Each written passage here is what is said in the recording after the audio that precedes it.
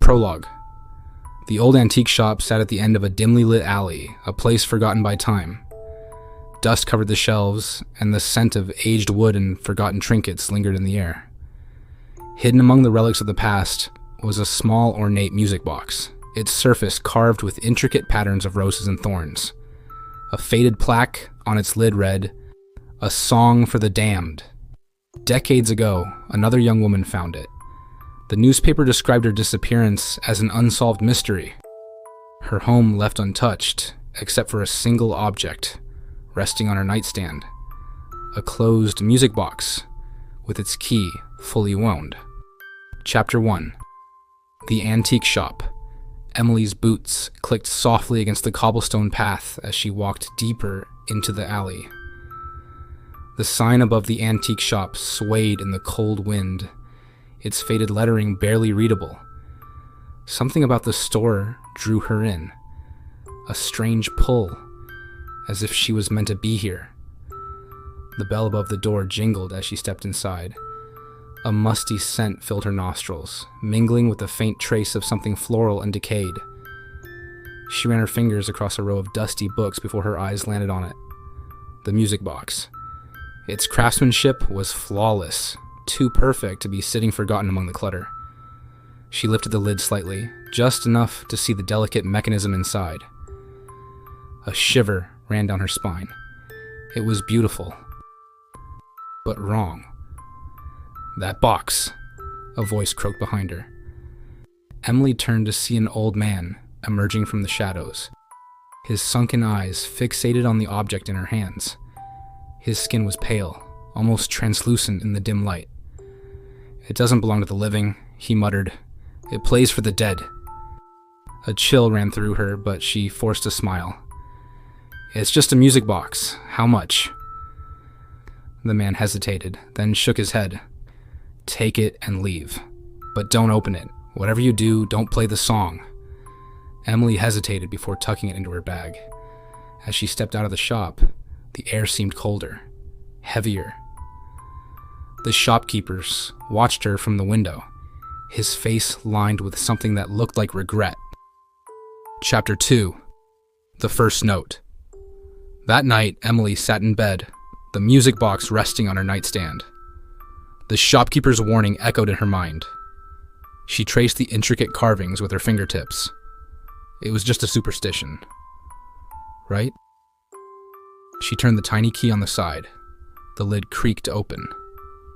A delicate tune drifted through the air, slow and mournful, yet strangely hypnotic. The melody curled around her like cold fingers, sending a shiver down her spine. Then came the whispers. At first, they were barely audible, a hushed murmur beneath the notes of the music box.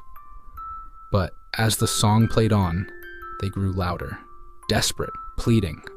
"Stop the song. Close the lid. Before it wakes up." Emily's breath hitched. Her fingers trembled as she reached for the lid. But before she could shut it, the music box jerked violently, as if something inside resisted. Then, silence. The lamp flickered. The air turned frigid, her breath visible in the dim glow. And then, from the darkness of the music box, something moved. A pale, withered hand reached out, its fingers impossibly long, curling over the edge. The music swelled, now discordant, wrong, as a figure began to emerge. A thing not of this world. Hollow eyes locked onto Emily. Its gaping mouth stretched wide, an endless void of blackness. She screamed, but the sound was swallowed by the song.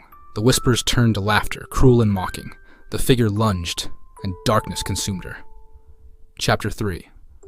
The box rewinds. The next morning, the music box sat on her nightstand, its lid closed. The key had rewound itself, waiting for the next victim. And somewhere, beneath the lid, the whispers began again. "A Song for the Damned." Chapter 4. Jason's Discovery. Emily's sudden disappearance sent ripples through her small circle of friends. Jason, her closest confidant, noticed her absence immediately. When she didn't answer his calls, he decided to check on her. Emily's apartment door was unlocked. Inside, everything was eerily still. The only sound came from the faint ticking of a clock. The air was thick with a cold, metallic scent. Jason's eyes landed on the music box, sitting neatly on her nightstand. Its lid closed. He reached out, fingers grazing its surface. An unexpected chill ran through him. He hesitated but turned the key. The music began to play. Slow, sorrowful, beckoning. Then came the whispers. Jason's breath caught in his throat. His reflection in the mirror warped. His face elongated, hollowed. Shadows crept from the corners of the room, stretching toward him. He slammed the lid shut, but the music didn't stop. The whispers turned to screams. Chapter 5. The curse unfolds.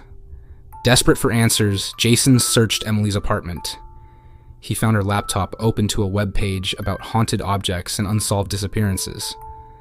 A name stood out: The Widow's Lament. The music box had a history. Each owner met an untimely, inexplicable demise. Determined, Jason tracked down the antique shop, but when he arrived, the building was abandoned. Dust coated the floor, and furniture sat covered in white sheets, as if the place had been empty for years. A single item remained on the counter. The music box, its key wound tight. Jason turned to leave, but the door slammed shut behind him. The music began to play on its own. A whisper brushed against his ear. It's your turn now. Chapter 6. The Last Note. Jason's screams never reached the street outside.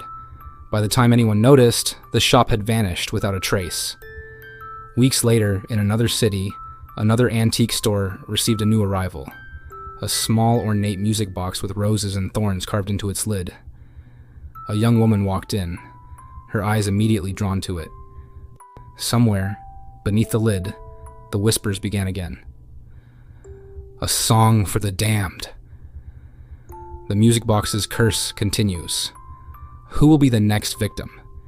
If you enjoy eerie, spine-tingling horror stories, subscribe for more terrifying tales. Stay in the shadows, and remember, some melodies should never be played.